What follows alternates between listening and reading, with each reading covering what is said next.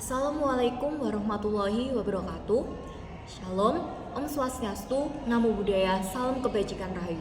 Terima kasih kepada Dewan Juri yang terhormat atas waktu dan kesempatan yang diberikan. Perkenalkan, saya Bilva Della Ivana, selaku tim oposisi pembicara 1. Dan pada kesempatan kali ini, saya akan membahas mengenai Dewan ini percaya bahwa pendidikan yang berfokus pada pengembangan keterampilan dan praktik sosial lebih baik dibandingkan hanya berfokus pada kemampuan kognitif akademik.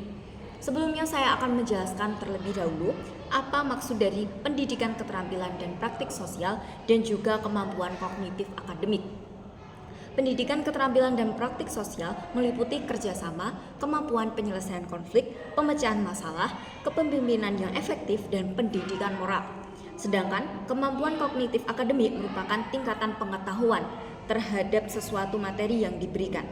Dan hal ini tentu saja yang akan menjadi dasar dari praktek. Hal ini yang mendasari alasan saya mengapa saya tidak menyetujui jika pendidikan difokuskan pada pengembangan keterampilan dan juga praktik sosial. Alasannya karena pengetahuan akademik meliputi 5 hal seperti membaca, belajar, mengingat, dan penalaran logis. Tentu saja ini mendasari bahwa keterampilan dan praktik sosial membutuhkan kemampuan kognitif akademik. Masuk ke dalam argumen saya yang pertama, yaitu praktek tanpa akademik tidak menciptakan hasil yang maksimal. Jika tidak memiliki dasar yaitu kemampuan akademik, maka praktek tidak akan dapat dijalankan. Contoh saja, seorang anak mengambil jurusan sains dan dia harus melakukan praktek di sebuah lab. Namun, dia tidak memiliki kemampuan akademik yang cukup. Kemungkinan yang terjadi adalah yang pertama, anak tersebut tidak akan masuk dalam jurusan sains. Yang kedua, anak tersebut tidak akan dapat melakukan praktek di lab karena dia tidak mengetahui barang-barang dan juga bahan-bahan kimia yang ada di lab tersebut. Argumen saya yang kedua adalah cara belajar siswa. Seperti yang kita ketahui bahwa ada 3 cara belajar. Yang pertama visual, yang kedua auditory, dan yang ketiga adalah kinestetik. Bagi siswa dengan kinestetik mungkin sangat mudah untuk mereka. Namun bagaimana dengan siswa yang memiliki kemampuan yaitu visual dan auditory? Pasti sangat sulit mereka untuk beradaptasi jika seperti yang dikatakan oleh tim pemerintah, kurikulum diganti, berfokuskan kepada praktek dan juga kemampuan sosial saja. Padahal seperti yang kita ketahui bahwa banyak sekali cara-cara belajar siswa dan tidak hanya berfokus pada praktek. Dan juga di Indonesia sendiri, fasilitas-fasilitas belum bisa menyeluruh jika ingin semua sekolah melakukan praktek. Yang ketiga, pengejaran akademik. Nyatanya, banyak perusahaan di Indonesia memandang background akademik sebagai sesuatu yang utama. Tapi, selain perusahaan, contoh kecilnya adalah universitas. Beberapa universitas, bahkan lebih universitas biasanya akan memberikan nilai tambahan pada kejuaraan akademik yang mendaftar.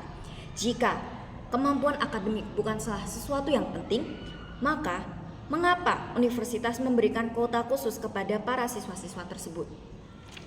Argumen saya yang selanjutnya adalah kreativitas. Jika hanya mendasarkan pada praktek, maka siswa dan siswi hanya dapat melakukan hal yang sama secara berulang kali. Mereka tidak dapat berinovasi karena mereka hanya mendapatkan praktek yang itu-itu saja. Bandingkan jika mereka memiliki kemampuan akademik, pastinya mereka mempunyai inovasi baru untuk melakukan hal-hal yang baru. Dan yang kelima, jika pendidikan hanya fokus pada keterampilan praktek dan sosial, maka tidak perlu diadakan sekolah. Mereka hanya cukup datang kepada para pekerja untuk mempelajari prakteknya secara langsung. Tapi mereka tidak mengetahui apa fungsi dan dasar untuk melakukan pekerjaan tersebut. Contohnya saja seorang dokter dan juga para pekerja tambang. Tanpa kemampuan kognitif akademik yang difokuskan, pastinya akan banyak resiko yang terjadi karena tidak adanya dasar mereka dalam memecahkan masalah. Padahal profesi mereka dibutuhkan sekali kemampuan mengingat. Dan yang ketujuh, fasilitas pendidikan. Berbalik ke argumen saya yang kedua tentang reformasi kurikulum yang seperti sudah disebutkan oleh pembicara 1 tim pemerintah, fasilitas pendidikan di Indonesia belum menyeluruh. Banyak sekolah yang bisa mendapatkan fasilitas, namun beberapa sekolah pun masih belum mencakup fasilitas yang menunjang mereka untuk melakukan praktek.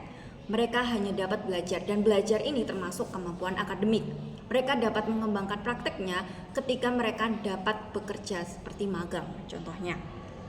Dan juga fasilitas pendidikan. Jika pendidikan hanya berfokus kepada fasilitas, mereka hanya dapat melakukan prakteknya di sekolah karena di rumah mereka tidak punya fasilitas tersebut. Misalkan seorang anak memilih jurusan komputer, dia di sekolah bisa melakukan praktek komputer. Namun bagaimana di rumah? Pastinya di rumah dia harus menunjang akademik dia sebagai dasar ketika di sekolah nanti. Sekian argumen dari saya yang berkesimpulan bahwa praktek dan juga kemampuan sosial didasari oleh kemampuan akademik. Yang pertama, praktek tanpa akademik merupakan hal yang sia-sia. Yang kedua, cara belajar siswa yang berbeda-beda. Yang ketiga, pengajaran akademik baik di perusahaan maupun universitas. Yang kelima adalah fasilitas pendidikan. Sekian argumen dari saya. Terima kasih. Wassalamualaikum warahmatullahi wabarakatuh.